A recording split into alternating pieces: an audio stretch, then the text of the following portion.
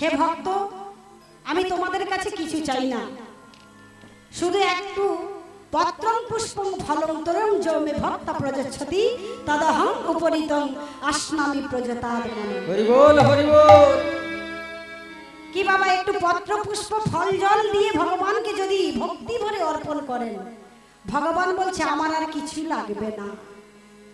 তাই দেখুন, আজকে ভক্তির জোরে আজকে সেই কলিযুগে নেমে এসেছিলেন এক সর্বশ্রেষ্ঠ সাধিকা, তার নাম হলো মীরাবাই। তিনি কেমন করে কৃষ্ণকে নিজের অন্তরের মধ্যে বেঁধেছিলেন। কিন্তু বাবা, একটা কথা জানতে হবে, এই মীরাবাই কে ছিল, কেন এই কলিযুগে মীরাবাই হয়ে এলেন। একটু চলে যাব আমরা বৃন্দাবনে। তো এই মীরাবাই কে ছিল বৃন্দাবনে আমরা শুনবো তার ছোট্ট করে একটু কথা। ভগবান কৃষ্ণ আজকে বৃন্দাবনে ব্রজ বিপিনে ব্রজ বৃন্দাবনে আজকে সখাদের সঙ্গে বসেছে খেলা করতে। ভালো করে মন দিয়ে শুনুন মা, হরি বল। এই মায়েরা যেখানে থাকবে না সেখানেই গল্প জুড়ে দেবে, সারা জীবন ধরে গল্প করে করে আর গল্পের শেষ হলো না গো। কত প্রাণের কথা, মনের কথা, যত কীর্তন আসরে। ঠিক আছে, তো আজকে ভগবান বসেছে খেলা করতে। ভগবান বসার সাথে সাথে সুবল উঠে চলে যাচ্ছে। সুবলকে বলছি, কানাই ও সুবল, তুই কোথায় যাচ্ছিস ভাই? বলছে, শোন, আমি যাচ্ছি শ্বশুর বাড়ি বউ আনতে। ভগবান তার ভগবানত্ব ভুলে গিয়ে সুবলকে বলছে, সুবল তুই কি বলছিস? বউ? বউ কি আর শ্বশুর বাড়ি কি? ভগবান বলছে শ্বশুর বাড়ি কি? সুবল বলছে, শোন, তুই ছোট, তুই বুঝবি না। শ্বশুর বাড়ি কাকে বলে তুই জানিস? শোন, বাবা যেখানে জন্মেছে তাকে বলে বাবার বাড়ি, আর মা যেখানে জন্মেছে তাকে বলে মামার বাড়ি। হ্যাঁ শোন, আর কি জানিস? যেখানে ছেলেরা বিয়ে করতে যায় তাকে বলে শ্বশুর বাড়ি। বুঝেছিস? আর তুই ছোট, তুই যা, মায়ের কাছে যা। না, আমি সুবল তোর সঙ্গে যাব, আমি তোর সঙ্গে বউ দেখতে যাব। আরে এ তো বড্ড কেপা ছেলে, যা যা যা, মায়ের কাছে যা। এখন বলছে, ঠিক আছে আমি যেতে পারি, কিন্তু শোন, তোর বউ কিন্তু নিয়ে এলে আমাকে আগে তার মুখটা দেখাবি। দেখাবি তো? আমি আগে তোর বউয়ের মুখ দেখবো। এই বলে সুবল তাড়াহুড়ো করে চলে যাচ্ছে। কৃষ্ণ ছুটে গিয়ে মায়ের কোলে বসেছে। মাকে বলছে, মা, ও মা, আচ্ছা মা, শ্বশুর বাড়ি কি? মা বলছে, আরে বাবা, বাবা, এই ছেলের আমার কি হয়েছে, আমাকে প্রশ্ন করছে শ্বশুর বাড়ি কি? ও মা, আমি বিয়ে করব, আমার বউ এনে দাও, দাও না মা। মা বলে, আরে এ কি বায়না করছে? আরে আরে মেয়ে দেখতে হবে তো, তারপরে তো বিয়ে দেব। না, তোমার আর কোনো কথা শুনবো না, তুমি আমাকে বিয়ে দাও, আমি বউকে বিয়ে হব। আরে দাঁড়া দাঁড়া দাঁড়া, এত বায়না করিস না, তোর বাবা আসুক, বাবা এলে নিশ্চয়ই মেয়ে দেখে তোর বিয়ে দেবে। হয়েছে? আচ্ছা বেশ মা, তুমি এক কাজ করো, তুমি আমার জন্য বউ দেখো, আর আমি ছুটে গিয়ে সুবলের বউকে দেখে আসি। এই বলে ভগবান ছুটে চলে গেল। ছুটতে ছুটতে যাচ্ছে, আর এদিকে সুবলের বউ সুবল নিয়ে আসছে গোকুলে। তো আসবে সেই সময় সুবলের মা, মানে শাশুড়ি মা, তার মেয়ের নাম হলো মাধবী। মীরার আগের জন্মের নাম ছিল কি? মাধবী। বলছে, মাধবী শোন, শ্বশুর বাড়ি যাচ্ছিস, একটা কথা বলে দিই, আমাদেরকে যেমন বলে শ্বশুর শাশুড়ির সেবা করবি, কারোর সঙ্গে ঝগড়া করবি না, বলে তো। কিন্তু আজকালের যুগে আর নয়। এখন মেয়েরা বাপের বাড়ি গেলেই বলে, ওই শাশুড়ির মুখ দেখার দরকার নেই, যত রেস্ট নিবি, যত বিছানায় শুয়ে থাকবি, ভালো, শাশুড়ি বাসি কাজ করুক, জাহান্নামে যায়। হরি বল। তো এখন কি হয়েছে? এখন তার মা বলছে, মাধবী শোন, শ্বশুর বাড়ি যাচ্ছিস, একটা কথা বলে দি, তুই শ্বশুর বাড়ি সবার মুখ দেখবি, কিন্তু ওই সুবলের যে বন্ধু কানাই আছে ওর মুখ তুই দেখবি। আর যেই না বলা, মাধবী বলছে, মা কি হয়েছে? কানাইয়ের মুখ দেখলেই বা কি হবে, আর দেখবো না কেন? বলছে, শোন, ওই কানাইয়ের মধ্যে এমন একটা জাদু আছে জানিস, যে একবার দেখে তার কুল ধর্ম পতি ধর্ম সবে জলাঞ্জলি চলে যায়। চলে যাও। বিদায় গৌরী প্রেমানন্দে হরি বল। হরি বল। আমি তোকে যেটা বলি সেটাই শোন, তুই ওর মুখ দেখবি না। বেশ, তাই হবে মা। গোকুলে চলে এলো। ভগবান মানে ছুটতে ছুটতে গিয়ে সেই সুবলের কাছে দাঁড়িয়েছে। আর মাধবী কি করেছে,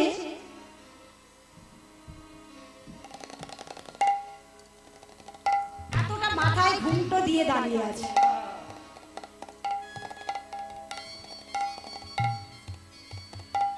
আরে গোবিন্দ এসেছে, ভগবান এসেছে, সুবলকে বলছে, ও সুবল, তোর বইয়ের মুখটা দেখা, আমি যে এত কষ্ট করে ছুটে এসেছি রে।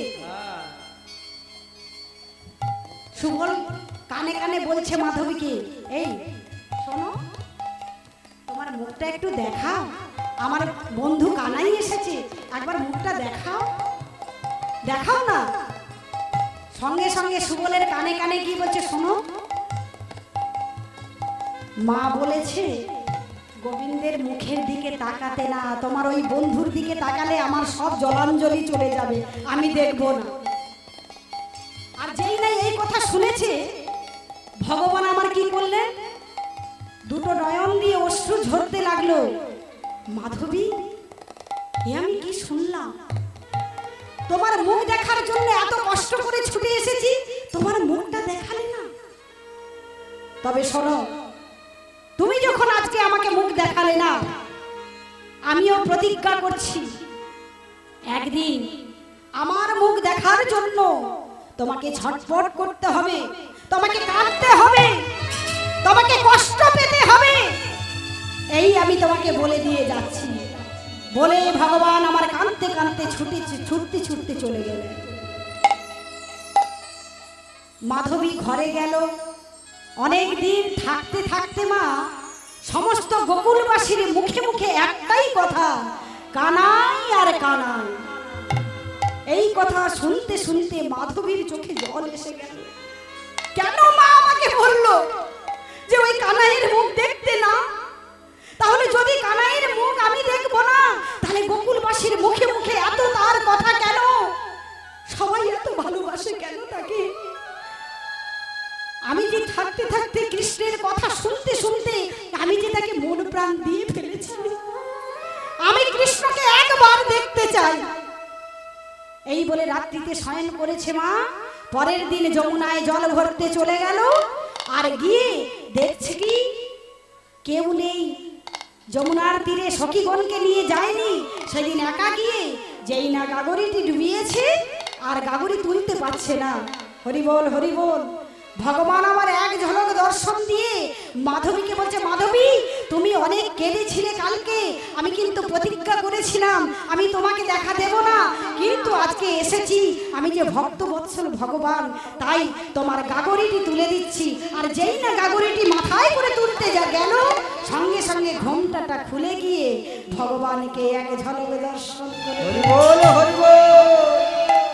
যেই না দর্শন করেছে মা, সঙ্গে সঙ্গে মাধবী ওখানেই মূর্ছা লেগে পড়ে গেল। আর সখীগণ জল আনতে গিয়েছে, দেখছে কি মাধবী মাধবী পড়ে আছে। যমুনার জল ছিটিয়ে যেই না জ্ঞান ফিরিয়েছে। হরি বল হরি বল।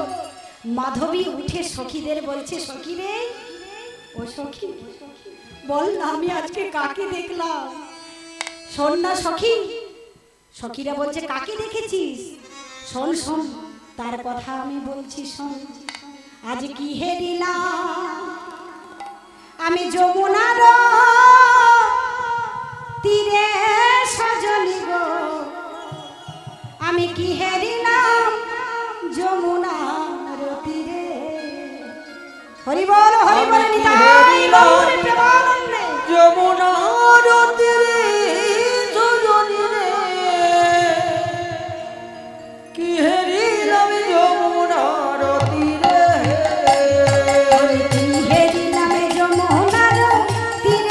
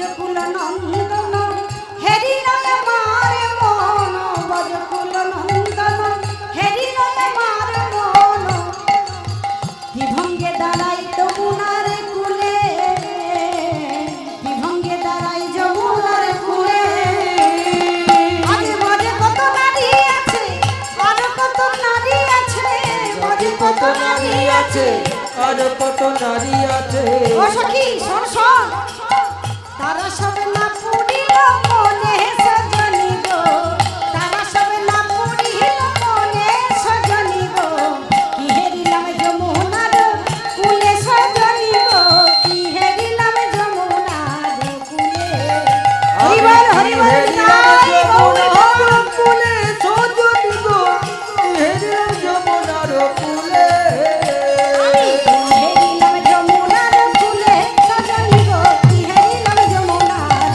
কুলে নিতাই গৌরী প্রেমানন্দে হরিবল হেরিলাম যমুনার ও সখী গো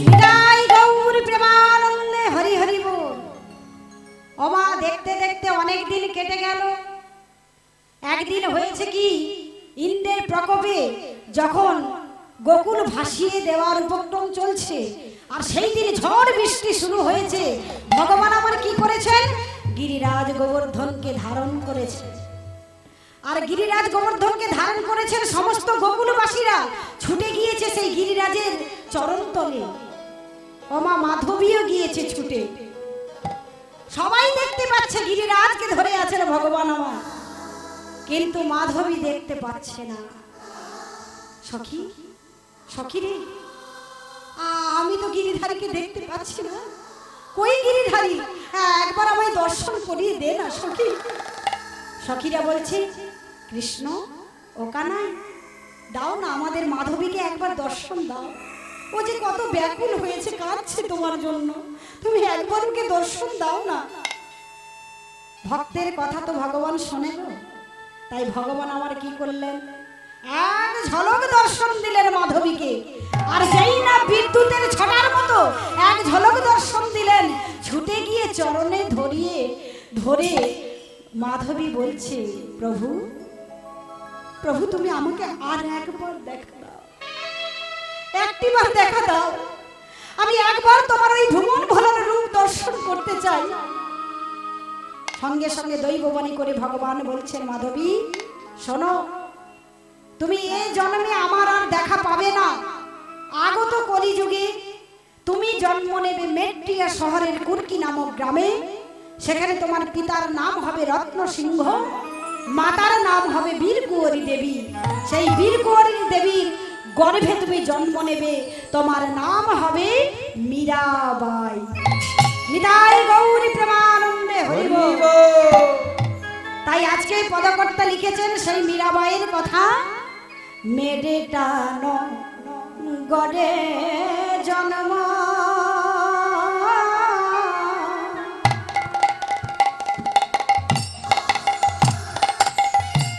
ও গো মীরাবাই ও গো মিরিতান গড়ে জন্ম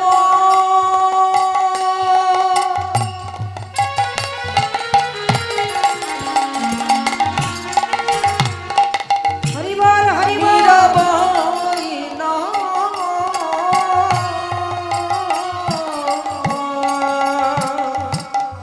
আজ মেঘে তান গড়ে জন্ম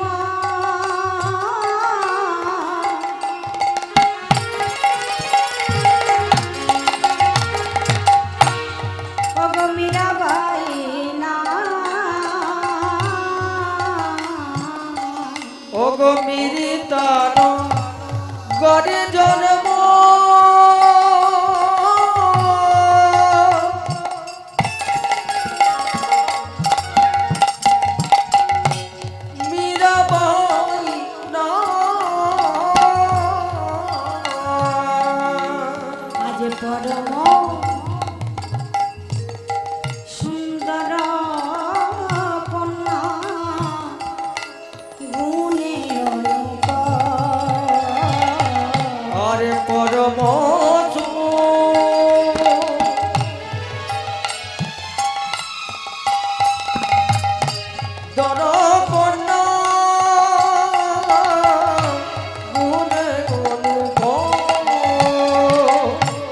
আজ পরম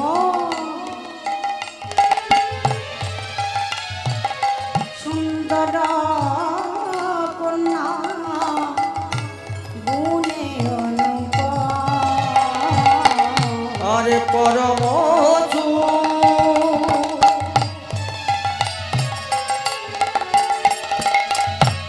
দরপন্ন গুণে অনুপ আজ একান্ত শ্রী কৃষ্ণ ভক্ত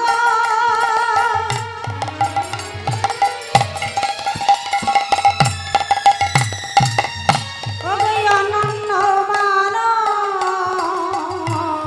একান্ত শ্রী কৃষ্ণ ভক্ত বোরানেছে যায় গো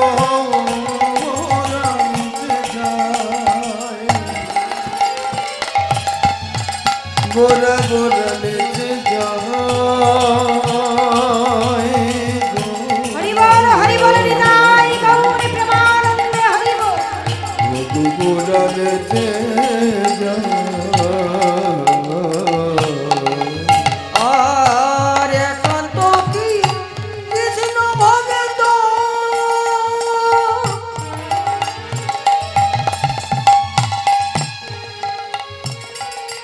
রূপে অনুপ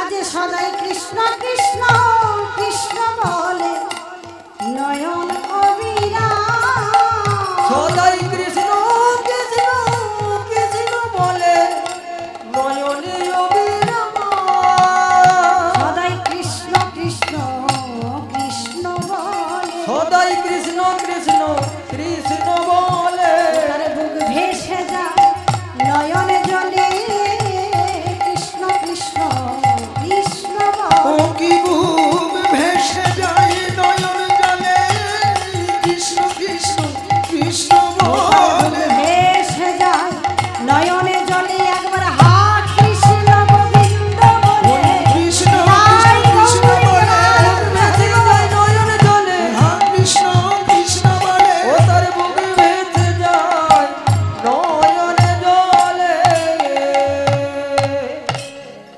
ওমা ছোট্ট মীরা যখন 5 বছরের খুব অপরূপ সুন্দরী দেখতে এখন খেলা করছে বাগান বাড়িতে এক বৈষ্ণব ঠাকুর তার গিরিধারী গোপালকে নিয়ে ওই পথ দিয়ে যাচ্ছে আর কি গাইছে গো আজ ব্রজে কানুরে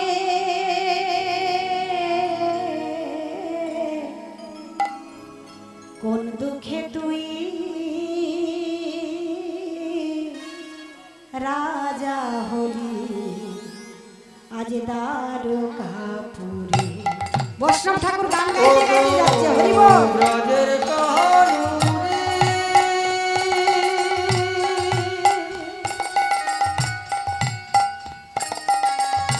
কোনে দুঃখে তুই রাজা হলে দ্বারকাপুরে আজ ব্রজের কানুরে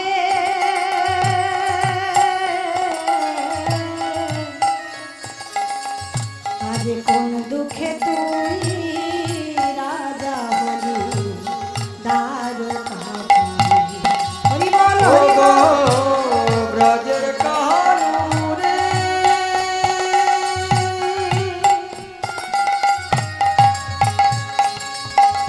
কোনে দুঃখে তুই রাজা হলে দ্বারকাপুরে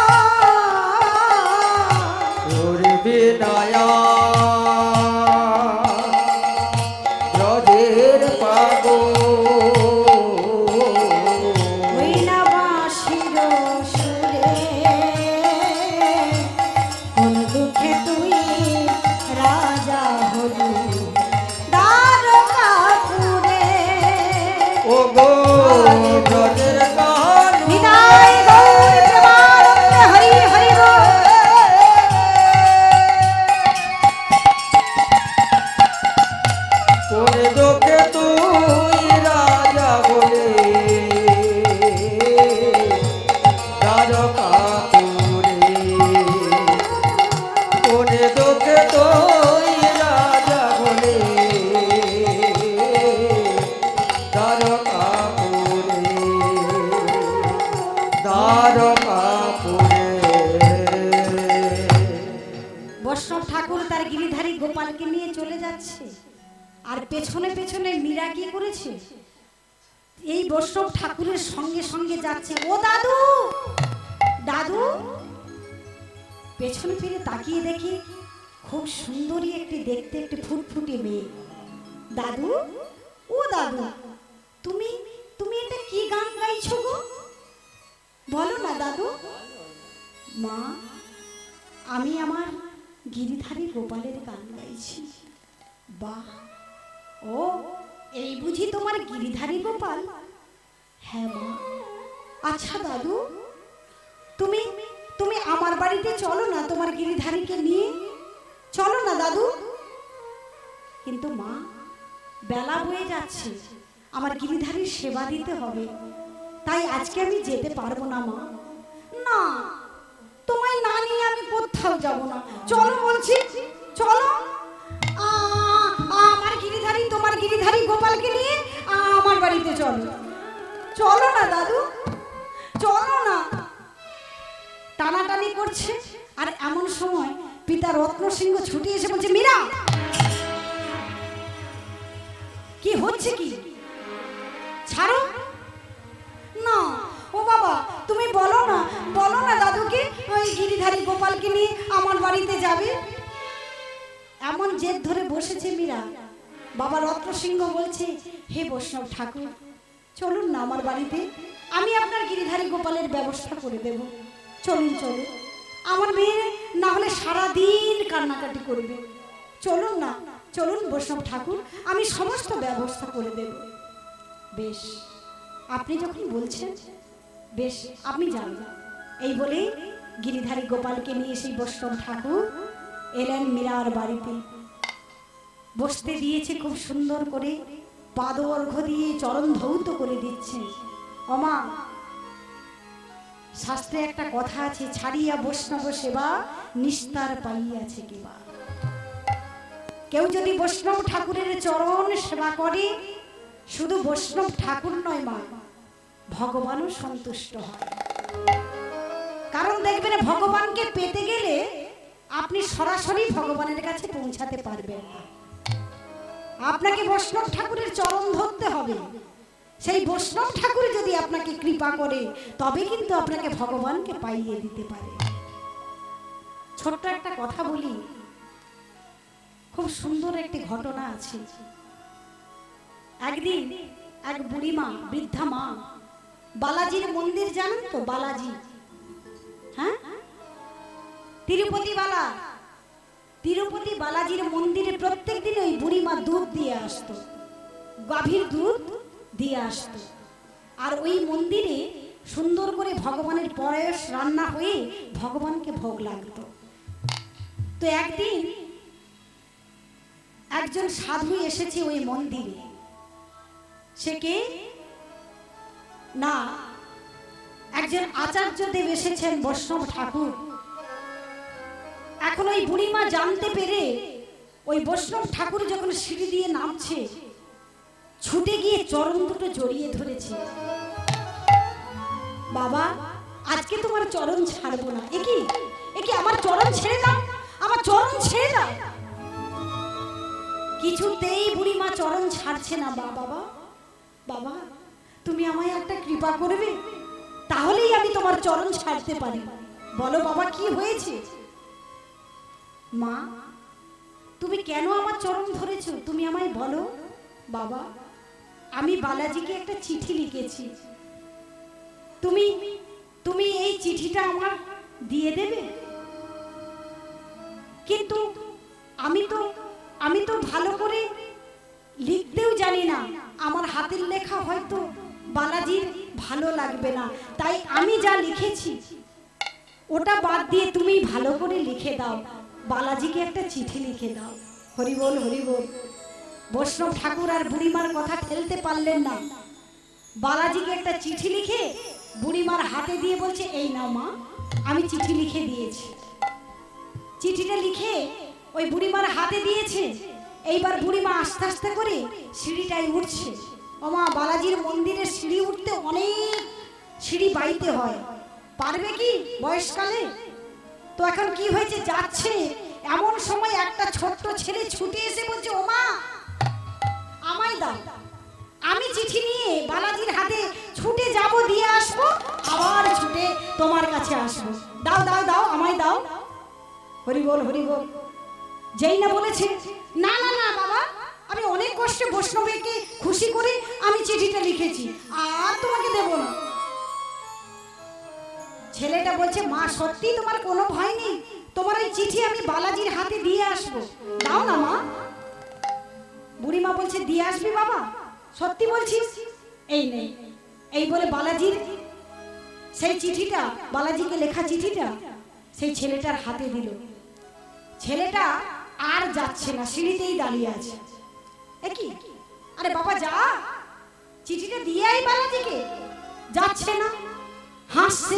আরে কি হলো, যা। হাসছে। আরে কি হাসছিস কেন? তোর বাবা, এবার ছেলে যাবেও না আর আমাকেও নিয়ে যেতে দেবে না। দে দে দে দে, আমাকে চিঠিটা দে।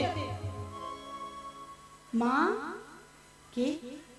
মা তুমি আমার দিকে তাকিয়ে দেখো, আমি কে দেখো। এই না, যেই না বুড়িমা দর্শন করছে, ও মা স্বয়ং বালাজি দাঁড়িয়ে আছে। হরি বল হরি বল। স্বয়ং বালাজি চিঠি হাতে নিয়ে দাঁড়িয়ে আছে। মা, তুমি যাকে চিঠি দিতে যাচ্ছ সেই বালাজি আমি। হরি বল হরি বল। যেই না দর্শন করেছে, বুড়িমা মূর্ছান্বিত হয়ে পড়ে গেল।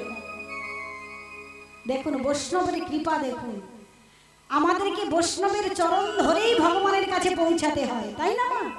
সেই জন্য আজকে মীরার বাবা বৈষ্ণবের চরণ ধৌত করে দিচ্ছেন, বৈষ্ণবকে আজকে সেবা করছেন।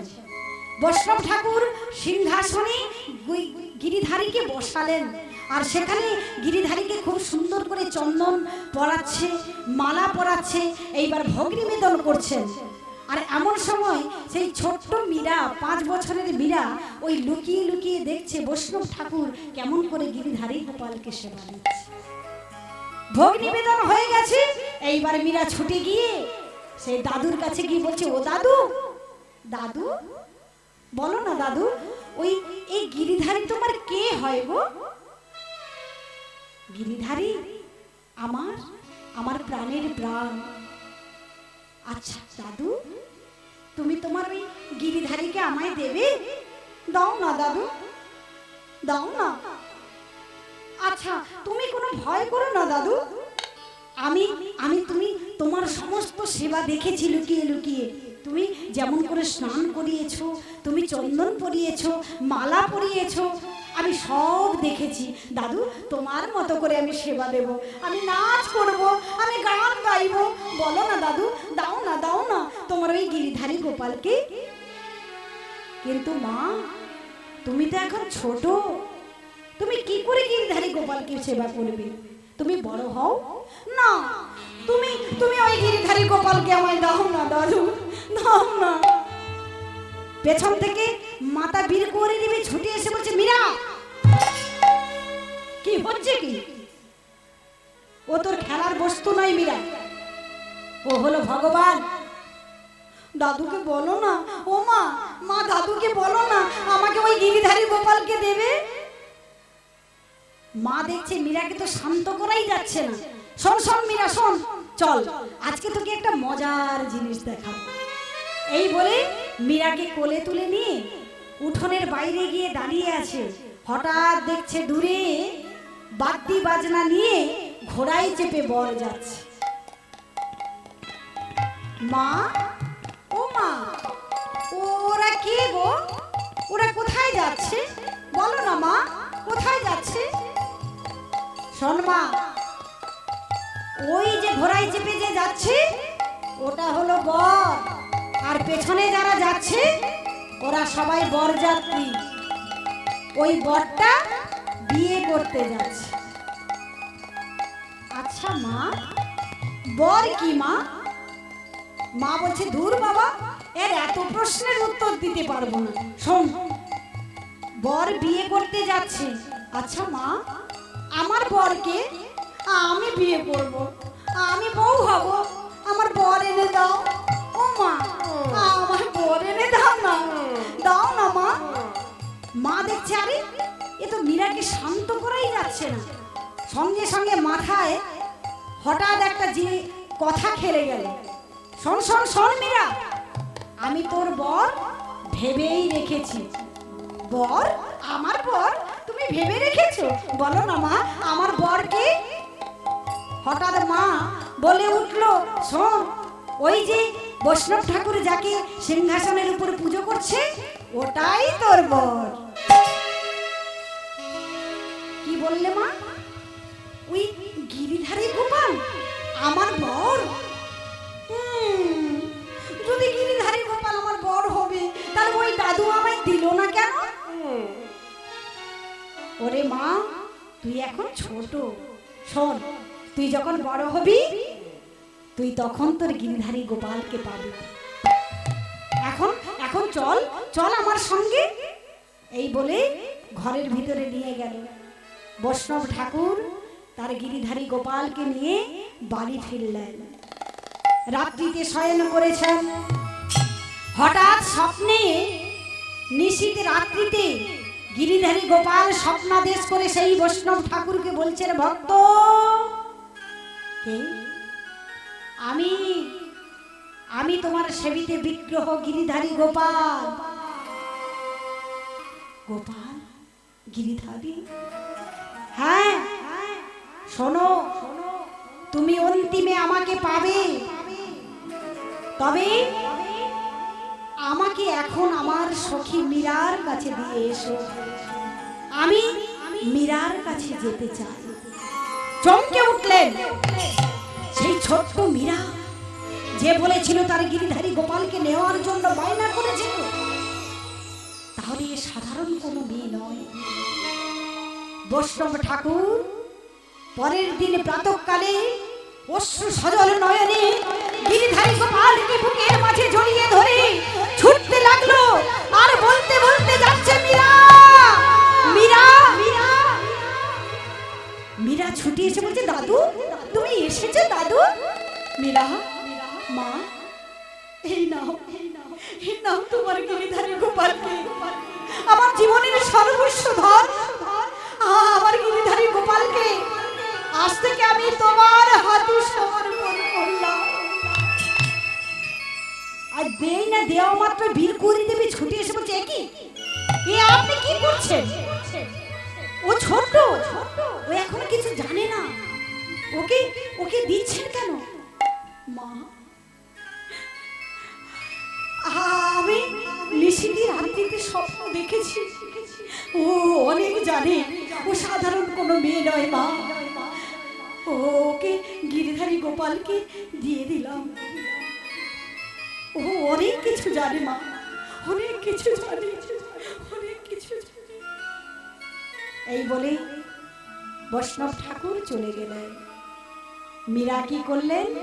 গিরিধারী গোপালকে বুকের মাঝে জড়িয়ে নিয়ে ঘরের মধ্যে প্রবেশ করে দরজাটা বন্ধ করে দিলেন। সিংহাসনে বসালেন। হে গিরিধর, আমি আজ থেকে তোমায় কথা দিলাম গিরিধর, আজকে আমার বয়স 5 বছর, আজ থেকে আমি তোমায় কথা দিলাম গিরিধর, আমার এই মন প্রাণ জীবন যৌবন যা কিছু তোমার ওই চরণে সমর্পণ করলাম।